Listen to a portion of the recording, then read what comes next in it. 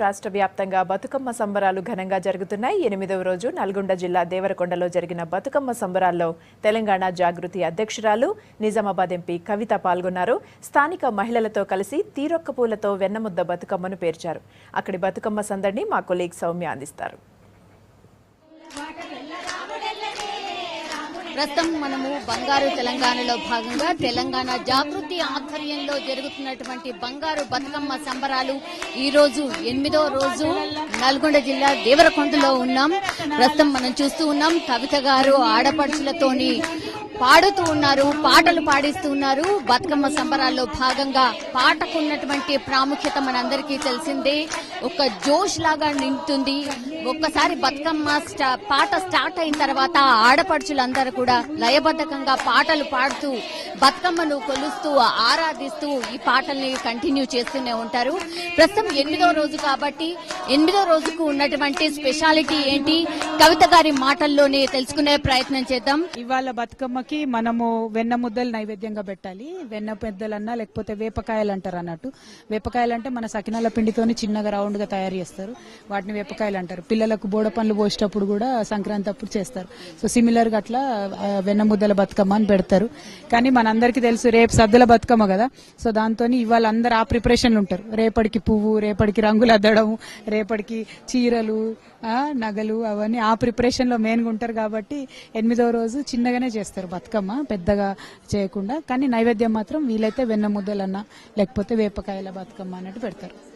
Almost ఇక రేపు ఒకటే రోజు మిగిలింది కదా, 8 రోజులు అయిపోయింది. నిజంగా ఫాస్ట్ గా అయిపోయినట్టు అనిపిస్తుంది. ఎందుకంటే తెలంగాణలో ప్రత్యేకత అంటేనే బతుకమ్మ. దసరా కంటే ముందు ఆడి పాడుతూ ఉంటారు ఆడపడుచుల సందడి వేరే ఉంటుంది. ఆల్మోస్ట్ లాస్ట్ ఎండింగ్ వచ్చిందని చెప్పుకోవచ్చు.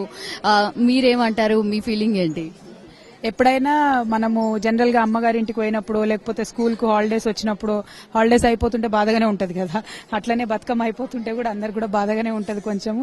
ఎందుకంటే ఇన్ని రోజులు ఆటలు పాటలు చీరలు రెడీ అవ్వడము అదంతా కూడా మిస్ అవుతాం కదా.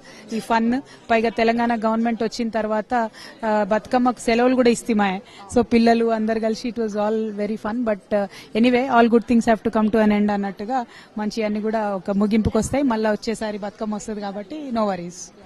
ఇక ఆడపిల్లలకు సంబంధించి మీరు ఎక్కువగా ఈ బతుకమ్మ సంబరాల్లో మాట్లాడుతున్నాం కాబట్టి అక్కడ నల్గొండ జిల్లాలో ఎక్కువ మంది మహిళలు అంటే పురుట్లోనే ఆడపిల్ల అని తెలియగానే చంపేయడం కావచ్చు, లేదంటే ఆడపిల్ల పుట్టిందని అమ్మేయడం కావచ్చు, ఇదే ఎక్కువగా కనిపిస్తోంది.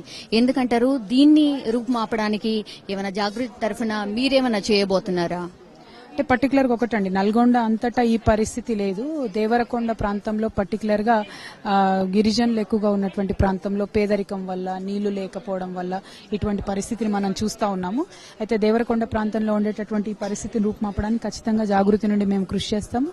అదేవిధంగా ప్రభుత్వం నుండి కూడా ఈ ఆడబిడ్డలు నమ్ముకోవద్దు, 18 ఏళ్ల వరకు పెంచండి, పెళ్లి చేయండి, కళ్యాణ లక్ష్మి లాంటి పథకాలు ఇస్తామని చెప్పి ఆ 18 ఏళ్ల నిబంధన పెట్టడంతోనే అందరూ ఒకసారి ఆలోచనలో పడ్డారనమాట. ప్రభుత్వం అంటే ఇన్ని రోజులు కూడా 18 ఏళ్ళ నిబంధన ఉంది, కానీ వాళ్ళకి ఇన్సెంటివ్ ఏం లేకుండే. 18 ఇయర్స్ అమ్మాయిని పెంచితే నేను పెళ్లి ఎట్లా అనేటటువంటి బాధనే, ఆ ఆలోచన ఎక్కువండే. ఇప్పుడు ఆ ఆలోచన లేకుండా మనం దాన్ని సాల్వ్ చేశాం కాబట్టి కొంచెము దానివల్ల కూడా తగ్గుతుంది. కానీ ఇంకా మార్పు రావాలి. 1 డేలో 1 నైట్ లో అయిపోయేది కాదు. అలాగే ఇక్కడ ముస్లింల సంఖ్య కూడా చాలా ఎక్కువగా ఉంది. సో దానికి సంబంధించి కూడా ఏమైనా ప్లాన్స్ ఏమైనా ఉన్నాయా? ఎందుకంటే గవర్నమెంట్ తరఫున ఆల్రెడీ ముస్లింస్ కి సంబంధించిన ఆడపిల్లలకు కూడా షాదీ ముబారక్ లాంటి పథకాలు ప్రవేశపెట్టింది కాబట్టి ఎక్కువగా నల్గొండ జిల్లాలో ముస్లింల సంఖ్య కూడా ఎక్కువగా కనిపిస్తోంది.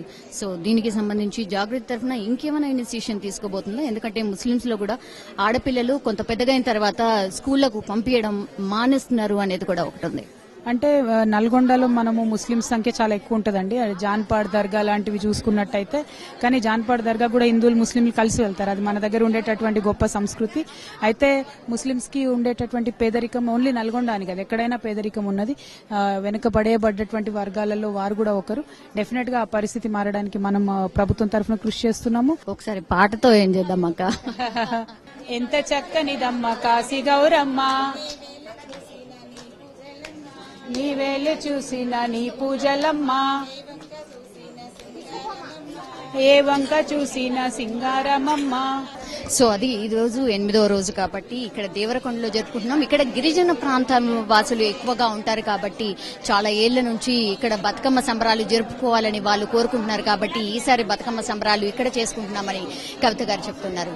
Vote studio.